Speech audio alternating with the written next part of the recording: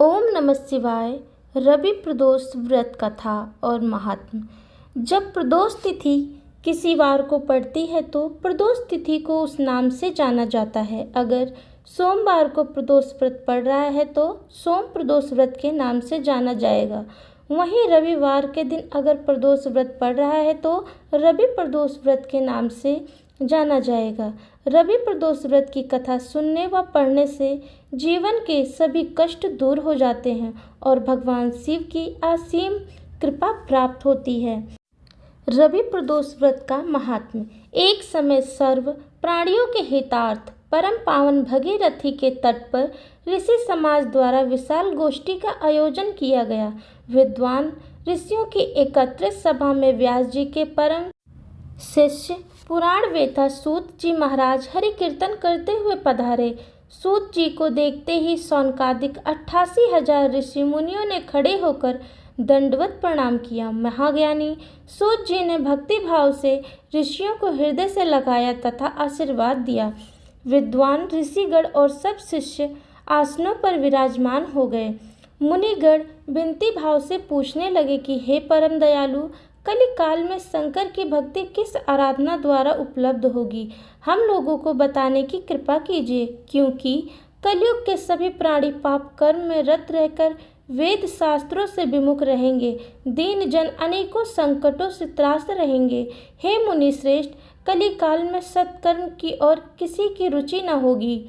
जब पुण्य क्षीण हो जाएंगे तो मनुष्य की बुद्धि अस्त कर्मों की ओर खुद व खुद प्रेरित होगी, जिससे दुर्विचार पुरुष वंश सहित समाप्त हो जाएंगे। इस अखिल भूमंडल पर जो मनुष्य ज्ञानी होकर ज्ञान की शिक्षा नहीं देता, उस पर परमपिता परमेश्वर कभी प्रसन्न नहीं होते। हे महामुनि, ऐसा कौन सा उत्तम व्रत है जिससे मनोवांछित फल की प्राप्ति होती हो? आप कृपया करके बतलाएं। ऐसा सुनकर दयालु हृदय श्री सूत जी कहने लगे कि हे श्रेष्ठ मुनियों तथा सौनक जी, आप धन्य के पात्र हैं। आपके विचार सराहनीय हैं एवं प्रशंसनीय हैं। आप वैष्णव अग्रगण हैं, क्योंकि आपके हृदय में सदा परहित की भावना रहती है। इसीलिए हे शौनक शौनकादिक ऋषियों, सुनो, मैं उस व्रत को तुमसे कहता हूँ जिसके करने से सब पाप नष्ट हो जाते हैं।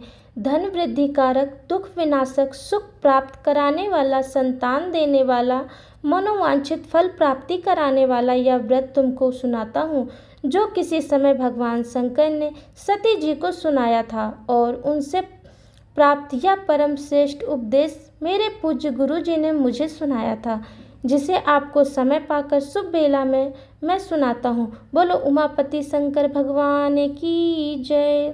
सूत जी कहने लगे कि आयु वृद्धि स्वास्थ्य लाभ हेतु त्रयोदशी व्रत करें। इसकी विधि इस प्रकार है। प्रातः स्नान कर निराहार रहकर शिव ध्यान में मग्न हो शिव मंदिर में जाकर शंकर जी की पूजा करें।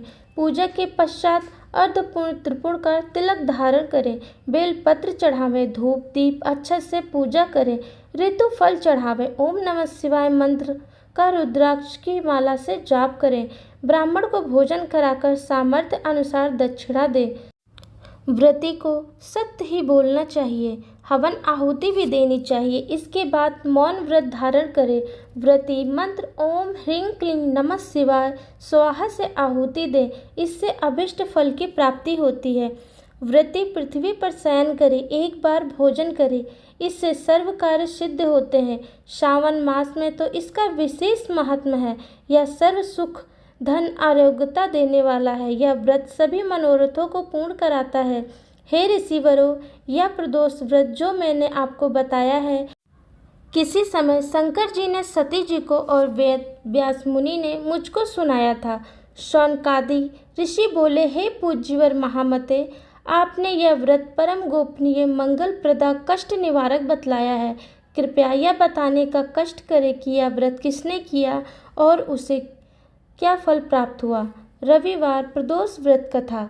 श्री सूत जी बोले, हे विचारवान ज्ञानियों, आप शिव के परम भक्त हैं। आपकी भक्ति देखकर मैं व्रती पुरुषों की कथा कहता हूँ। एक गांव में अति दीन ब्राह्मण निवास करता था। उसकी साध्वी स्त्री प्रदोष व्रत किया करती थी। उसे एक ही पुत्र रतन था। एक समय की बात है कि वह पुत्र गंगा स्नान करने के लिए गया। दुर्भाग्यवश मार्ग में चोरों ने उसे घेर लिया और वे कहने लगे कि हम तुम्हें मारेंगे नहीं, तुम अपने पिता के गुप्त धन के बारे में बतला दो। बालक दीन भाव से कहने लगा कि बंधुओं, हम अत्यंत दुखी दीन हैं, हमारे पास धन कहाँ है। तब चोरों ने कहा कि तेरे इस पोटली में क्या बांधा है। बालक ने निसंकोच कहा कि मेरी माँ ने मेरे लिए रोटियां दी हैं। यह सुनकर चोरों ने अपने साथियों से कहा कि साथियों, यह बहुत ही दीन दुखी मनुष्य है, अतः हम किसी और को लूटेंगे। इतना कहकर चोरों ने उस बालक को जाने दिया। वह बालक वहां से चलते हुए एक नगर में पहुंचा। नगर के पास एक बरगद का पेड़ था। वह बालक उसी बरगद के वृक्ष की छाया में सो गया। उसी समय उस नगर के सिपाही चोरों को खोजते हुए उस बरगद के वृक्ष के पास पहुंचे और बालक को चोर समझकर बंदी बना राजा के पास ले गए। राजा ने उसे कारावास में बंद कर देने का आदेश दिया। उधर बालक की माँ भगवान शंकर जी का प्रदोष व्रत कर रही थी। उसी रात राजा को स्वप्न हुआ कि यह बालक चोर नहीं है, प्रातःकाल ही छोड़ दो, नहीं तो आपका राज्य वैभव सब ये नष्ट हो जाएगा। रात्रि समाप्त होने पर राजा ने उस बालक से सारा वृत्तांत पूछा। बालक ने सारा वृत्तांत राजा को सुना दिया। बालक की बात सुनकर राजा ने सिपाही भेजकर बालक के माता पिता को बुलवा लिया। राजा ने जब उन्हें भयभीत देखा तो कहा कि तुम भय मत करो, तुम्हारा बालक निर्दोष है। हम तुम्हारी दरिद्रता देखकर 5-5 गांव तुमको दान में देते हैं। शिव की दया से ब्राह्मण परिवार अब आनंद में रहने लगा। इस प्रकार जो कोई इस व्रत को करता है उसे आनंद की प्राप्ति होती है। बोलो देवादिदेव महादेव की जय। शिव जी की आरती। जय शिव ओमकारा, प्रभु हरे शिव ओमकारा, ब्रह्मा विष्णु सदा शिव अर्धांगिनी धारा। ओम जय शिव ओमकारा, एकानन चतुरानन पंचानन राजे, हंसानन गरुड़ासन वृषवाहन साजे। ओम जय शिव ओमकारा, दो भुज चार चतुर्भुज 10 भुज ते सोहे, तीनों रूप निरखता त्रिभुवन मन मोहे। ओम जय शिव ओमकारा, अक्षमाला वनमाला मुंडमाला धारी, चंदन मृग मद सोहे, भाले शुभकारी। ओम जय शिव ओमकारा, श्वेतांबर पीतांबर माघांबर अंगे, ब्रह्मादिक सनकादिक भूतादिक संगे। ओम जय शिव ओमकारा, करके मध्य कमंडलु चक्र त्रिशूल धरता, जग करता जग हरता, जग पालन करता। ओम जय शिव ओमकारा, ब्रह्मा विष्णु सदा शिव जानत अविवेका, प्रणवाक्षर के माधे ये तीनों एका।